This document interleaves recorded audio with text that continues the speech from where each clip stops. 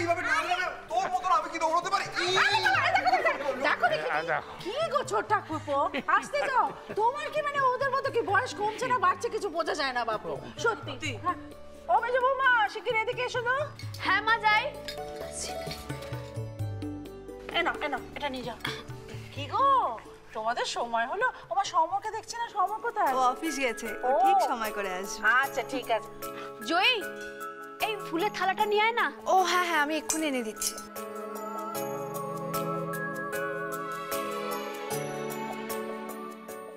ও বড় বৌমা একটু এদিকে এসো তো। হ্যাঁ কাকিমুনি, বলছি যাও বড় বৌমার সাথে গিয়ে বসে যাও, ওদেরকে একটু বসা দিও।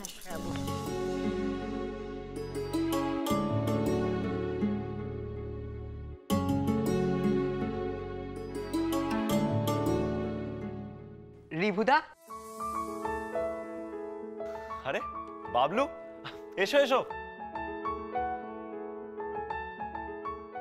চলো চলো। তাহলে বাবলু ভালো আছো তো? আরে তোমার জন্য দিদি কখন থেকে অপেক্ষা করছে জানো? রিভুদা, তোমাদের বাড়ির রংটা তো খুব সুন্দর হয়েছে। তাই? Thank you.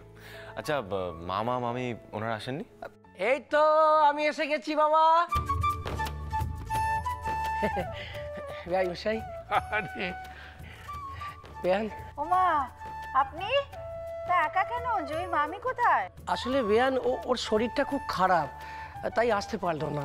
মাসে কি কথা, দেখো দেখিনি, ভেবেছিলাম কতদিন বাদে দেখা হবে, একটু গল্প গুজব করবো। মামা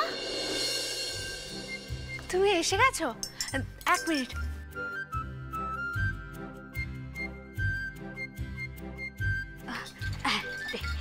এটা রেখে আসছি। আচ্ছা মামা, মামি কোথায় গো? মামি এলো না? হ্যাঁ মা, সে কথাই ওই বেয়ানের সঙ্গে হচ্ছিল। আসলে তোর মামির শরীরটা খুব খারাপ, তাই আসতে পারলো না। সত্যি বেয়ান মশাই, অনেকদিন পরে আপনার সঙ্গে দেখা হলো। হ্যাঁ, আপনার পরিবারে যা বিপর্যয়টা ঘটে গেল, এবারে তো ভাইফোঁটাটাও হলো না সেই কারণে। আসলে আমার ছেলেটা খুবই মনোকষ্টে ভুগছিল যে এবারে দিদির হাতে ফোঁটাটা নিতে পারলো না। সেসব দিনগুলো যা কষ্টের গেছে আর মনে করতে চাই না, কিন্তু আপনার ভাগ্নির সাক্ষাৎ মা লক্ষ্মী, ওর কল্যাণেই আমরা কিন্তু আবার সব কিছু ফিরে পেয়েছি। এই বাড়িতে কিন্তু আগের চেয়ে অনেক বেশি ঘর বানানো হয়েছে, তাও আবার অতিথিদের জন্য। আপনি ইচ্ছে করলে এ বাড়িতে থাকতে পারেন কয়েকটা দিন। বলছিলাম যে একটু জলখাবারের ব্যবস্থা করি, সেই ভোরবেলা তো বেরিয়েছেন, খিদে পেয়েছে নিশ্চয়ই। হবে খুন বেয়ান, আসলে আমরা একটু বসি, হ্যাঁ পুজো আচ্ছা দেখি, তারপর নয় হবে খুন। ও মেজো, বলছি যে ওনারা তো পুজো অবধি থাকবেন, তো জলখাবারটা নয় পরেই দিস, এখন শরবত এনে দে। হ্যাঁ সেই ভালো, তাই দিই। না না বেয়ান, অত উতলা হওয়ার দরকার নেই, পুজো শেষ হোক তারপর নয় খাওয়া যাবে। কতদিন পরে এ বাড়িতে সুদিন ফিরে এসেছে। এটা আমাদের বাড়ি, আত্মীয় স্বজন প্রতিবেশী, বাড়িতে একেবারে সরগরম হয়ে রয়েছে। আরে পুরুত মশাই, তাড়াতাড়ি পুজোটা সারুন, বেলা হয়ে এলো তো, আত্মীয় স্বজন তো সব চলে এসছে। হ্যাঁ, একটু দেরি হবে। পুজো শুরু হতে সময় লাগবে বাবা। মামা, তোমার সঙ্গে একটু কথা আছে, একটু শোনো। আমার সঙ্গে তোর কি কথা রে মা? না মানে সেরকম কিছু নয়, একটু শোনো। ও ঠিক আছে, আচ্ছা চল। মামা চলো, আসছি।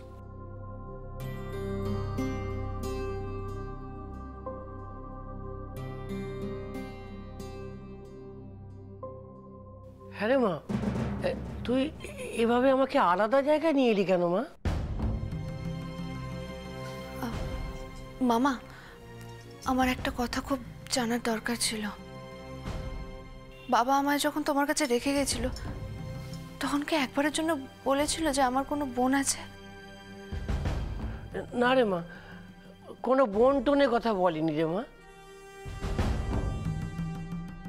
হ্যাঁ রে, তোর মনে হঠাৎ করে এ প্রশ্ন এলো কেন মা?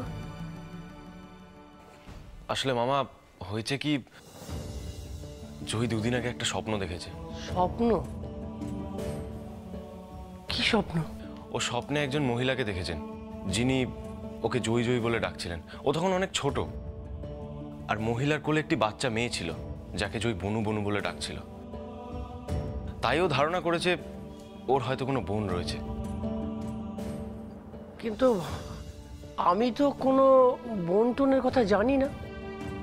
মামা, আমি বাবার নাম করে খবরের কাগজে একটা বিজ্ঞাপন দিয়েছি।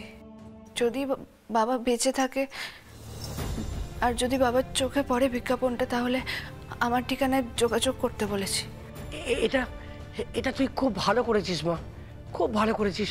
ভগবানের যদি দয়া থাকে তাহলে তোর বাবাকে তুই নিশ্চয়ই খুঁজে পাবি মা, নিশ্চয়ই পাবি। আচ্ছা মামা, বাবাকে কোনোদিন কোনো আভাস দেয়নি মায়ের সাথে ঠিক কি হয়েছিল?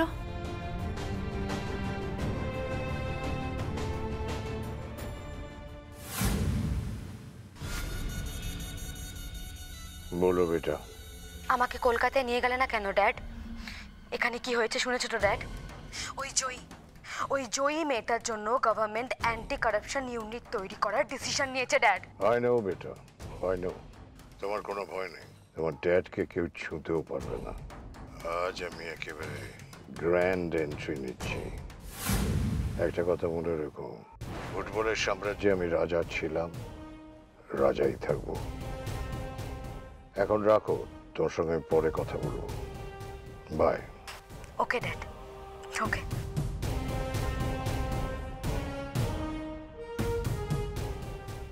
এতগুলো বছর তুই আমাকেই তোর বাবা বলে জেনে এসেছিস বেটা, ড্যাড বলে ডাকছিস।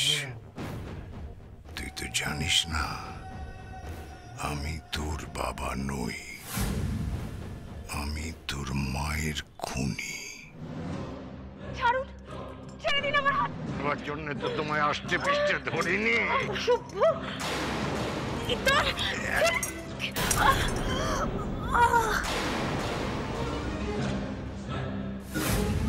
সুধা, সুধা, সুধা, সুধা, সুধা, সুধা,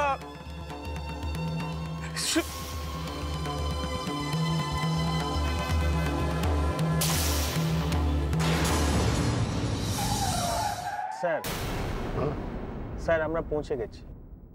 এটাই পার্থ দাশগুপ্তর বাড়ি।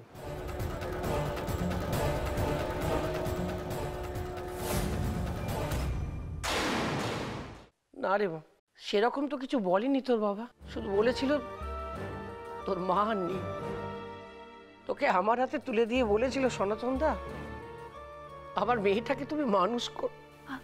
আর কিছুই বলেনি না মামা? না রে মা, তবে সেদিন তোকে আমার হাতে তুলে দেবার সময় তোর বাবার চোখে মুখে আমি কেমন একটা ভয় লক্ষ্য করেছিলাম। ভয়? হ্যাঁ বাবা, তোমার তোমার শ্বশুর মশাই অত্যন্ত অত্যন্ত ভালো মানুষ ছিলেন। সেদিন ওই স্ত্রীর কথাটা বলবার সময় স্ত্রী বিয়োগের ব্যথার থেকেও তার চোখে মুখে আমি ভয়টা বেশি প্রত্যক্ষ করেছিলাম। কি কি বলছো কি মামা তুমি? আরে মা, তোর মায়ের সঙ্গে ঠিক কি হয়েছিল সেটা আমি জানি না, তবে সেদিন তোর বোনের কথা কিছু বলেনি তোর বাবা আমায়। ও বলেনি? জয় মা, আজকের এই শুভ দিনে চোখের জল ফেলিস নি মা, অমঙ্গল হবে। ওরে মা, ঈশ্বর বলে যদি কেউ থাকে তবে তোর এই চোখের জলের মূল্য একদিন তুই পাবি, নিশ্চয়ই পাবি। আর তোর এই বাবা মার বিচ্ছেদের মূলে যে তাকেও তুই খুঁজে পাবি মা, আমি বলছি তাকে তুই পাবি। তোর সব প্রশ্নের উত্তর তুই পেয়ে যাবি মা, আর তুই জানতে পারবি কেন তোর মনে হচ্ছে তোর কোনো বোন আছে। তুমি সত্যি বলছো? আমি আমার প্রশ্নের উত্তর পাবো? সত্যি পাবো? হ্যাঁ রে মা, হ্যাঁ। এটা কি পার্থ দাশগুপ্তের বাড়ি?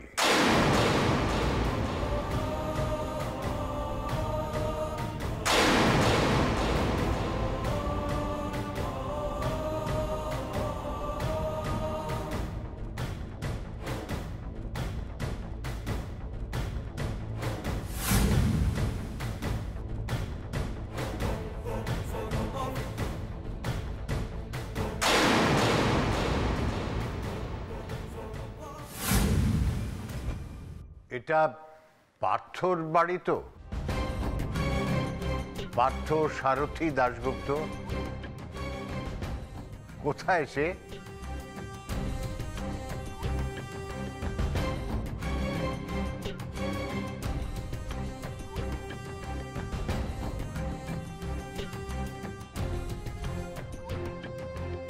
আমি পার্থসারথী দাশগুপ্ত। আপনাকে তো ঠিক চিনতে পারলি না? আর একবার বলতো মুখ দিয়ে, চিনতে পারিসনি? এমন একটা গাঁটটা মারবো না, মাথা আলু করে দেবো। পিছু না? এতদিন বাদে তোকে দেখলাম, আমি তো তোকে চিনতেই পারিনি। কত বদলে গেছিস তুই। ও তুই একেবারে ঠিক আছিস না, কন্দর্প কুমার হয়ে বসে আছিস। তুই পাল্টাসনি। আয়নায় মুখটা দেখিস, আয়নায় মুখ দেখিস, এই মাথাটা কি করেছিস? এটা একটা ফুটবল। আর চেহারা তো 7 বুড়োর 1 বুড়ো। আমিও তোকে চিনতে পারছিলাম। আসলে কতদিন পরে দেখা, সেই ম্যাট্রিকুলেশনের পর আমাদের সব ছাড়াছাড়ি হয়ে গেল না? তুইও হায়ার স্টাডিজ করার জন্য বিদেশে চলে গেলি, আমি আর চাকরি সংসার এসব নিয়ে মেতে থাকলাম। কিন্তু তবুও দেখ, আমাদের মধ্যে কিন্তু একটা সময় পর্যন্ত চিঠির আদান প্রদান ছিল। তারপরে ওই কালের নিয়মে যা ওই হয়, সময় বহিয়া যায় নদীর স্রোতের না। কিন্তু আমি ঠিক মনে রেখেছিলাম। দেখ, এতদিন পরে ওর বাড়িটা কিন্তু ঠিক চিনে বার করেছি। অবশ্য বাড়ির সামনেটা এসে কিরম একটা লাগছিল, একটু কিরম পাল্টে গেছে মনে হচ্ছে। তা ভাবলাম অনেকদিন আগে দেখেছি, আমারই হয়তো মনের ভুল। না, তুই ঠিক চিনে এসেছিস। আসলে কি হয়েছে, বাড়িটা না পুড়ে গেছিল। বাড়িটা তো তখন এত বড় ছিল না, বড় তো হয়েছে পরবর্তীকালে। রিসেন্টলি রিনোভেট করা হয়েছে। ও ভালো কথা। পরিচয় করে দিয়ে, আমার ওয়াইফ কাবেরী। নমস্কার। আর ও যে বিশ্বেশ্বর ব্যানার্জি, আমার ছোটবেলার বন্ধু। এই বাড়িতে প্রায়ই যাতায়াত করতো। মায়ের হাতে নাড়ু খেতে ও খুব ভালোবাসতো। না, নাড়ু বলছিস কেন? শুধু নাড়ু নয়, কাকিমার হাতে সব রান্না আমার দারুণ খেতে লাগতো। আর বাড়িটা ছিল আমার কাছে অবারিত দ্বার, যখন তখন আসতাম। আমি তো ভাবতেই পারছি না তোকে এতদিন বাদে দেখবো। আছিস কেমন বল? কলকাতায় কবে ফিরেছিস? ওই বাড়িতেই উঠেছিস তো? না, ওই বাড়িতে তো বিক্রি হয়ে গেছে। আচ্ছা, এখন তো আমি মুম্বাইতে থাকি। হ্যাঁ, ওই চলে যাচ্ছে জীবনটা। সাংসারিক জীবন তো, জটিলতা সরলতা সব মিলিয়ে মিশিয়ে একরকম কেটে যাচ্ছে। আরে, তোর বাড়িতে দেখছি পুজো? হ্যাঁ, আমাদের নতুন বাড়ি গৃহপ্রবেশের পুজো আছে।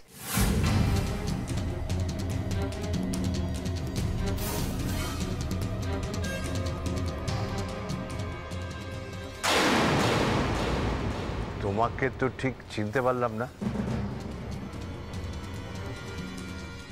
আরে ও আমার ছোট বৌমা জয়ী। ও জয়ী? হ্যাঁ। জয়ী দাশগুপ্ত? হ্যাঁ। ফুটবলার?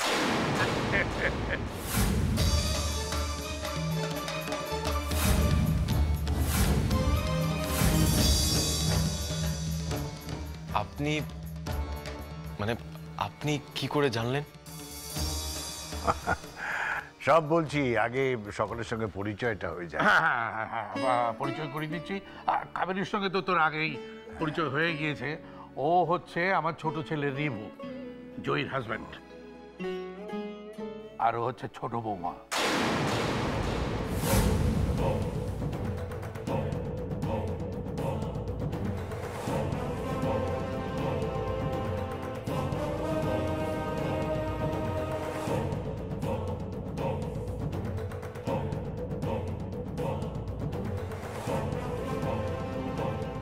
তোরে এই বড় হাসি খুশির পরিবার দেখে আমার খুব ভালো লাগছে। কিন্তু আপনি বললেন না তো আমার ছোট বৌমাকে কি করে চিনলেন?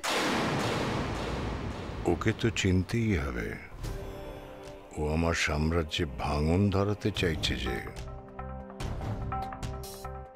আমি এবারে বুঝিয়ে বলছি। আসলে হলো কি, মানে ফুটবলের দায়িত্বটা আমার উপর, মানে সারা দেশের ফুটবলের ভার আমার উপর।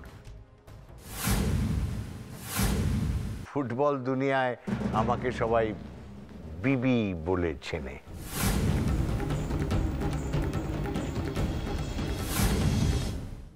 ও, তার মানে আপনিই সেই বিবি। ফুটবলের সব থেকে উঁচু পজিশনে যে আছেন এখন। সাগর দত্তের বস তাহলে আপনি? সেদিন তো স্পোর্টস মিনিস্টারও ওনার কথাই বলছিলেন, ফুটবলে করতে নাকি আউট অফ স্টেশন। তাহলে উনি আপনার কথাই বলছিলেন? হ্যাঁ, আমার কথাই বলছিলেন। আমার সঙ্গে পরে মিনিস্ট্রির যোগাযোগটা হয়েছে। সাগর যে আমার আন্ডারে ছিল এটা আমার দুর্ভাগ্যই বলতে হবে। ছেলেটা যে ফুটবল নিয়ে এতটা দুর্নীতি করবে আমি ভাবতেই পারিনি।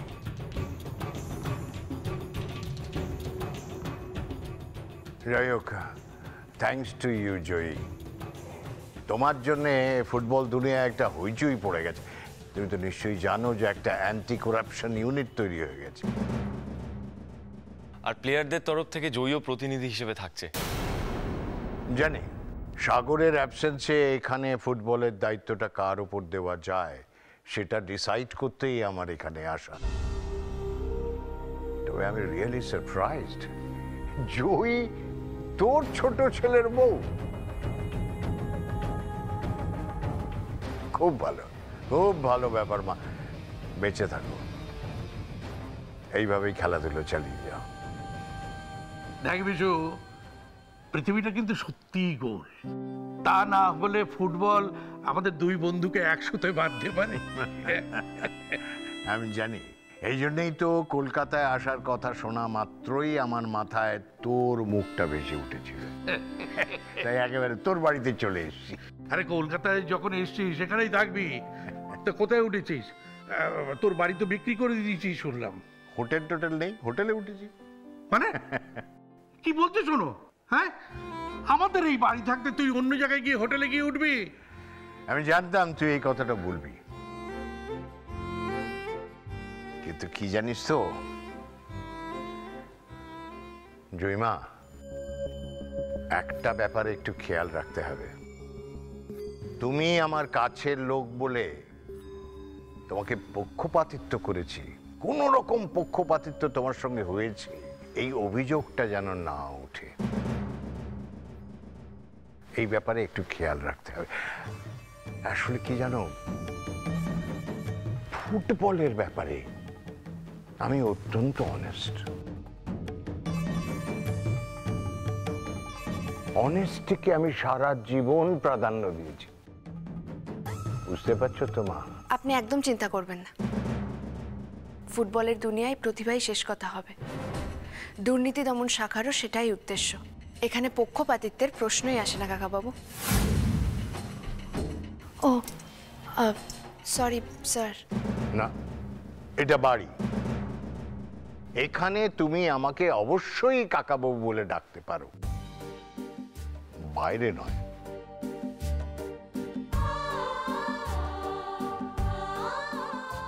ঠিক বলেছিস। আচ্ছা, আমি এবার একটা কথা বলি। উনি তো এখন কয়েকদিন এখানে থাকবেন, তাহলে আমাদের এরকম গল্প গুজব তো চলতেই থাকবে। এখন পুজোটা বরং শুরু করে দেওয়া যাক, তাই না? হ্যাঁ মা, ঠাকুর মশাই পুজো শুরু করে দিয়েছেন। আসুন আমরা বসি। জয়, আর সেজো ঠাকুর পুজো কোথায় যে যায় না বুঝতে পারি। আচ্ছা চলে আসো, বসি বসি, এসো এসো, দেরি হয়ে যায়।